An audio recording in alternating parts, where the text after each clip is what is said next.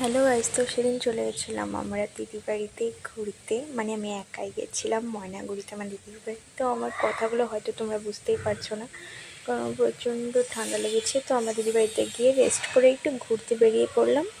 তো হাঁটতে হাঁটতে আমরা যাচ্ছিলাম কুকশিয়া পার্ক, যারা যারা শুনেছিলাম তা সেখানে।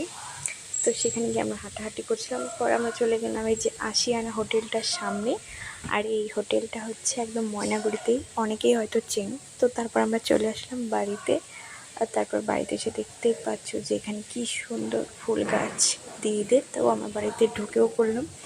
এখন দিদিদের বাড়িতে নতুন কাজ হচ্ছে। তো তারপর আমরা সন্ধ্যেবেলা চাও খেয়ে নিচ্ছি। আমরা দুজনে মিলে এখানে চা বানাচ্ছিলাম, দিদি বানিয়েছিল, আমি একটু সাথে দাঁড়িয়েছিলাম শুধু, আর একটু ভিডিও করে নিচ্ছিলাম। তো তারপর এখানে চাটা তোমাদের দেখিয়েও দিলাম। আর এটা হচ্ছে তারপরের দিন সকালবেলার ভিডিও। তো ভিডিওটা ভালো লাগলে লাইক করে দিও, শেয়ার করে দিও, সাবস্ক্রাইব করে দিও চ্যানেলটা। টাটা, চলো।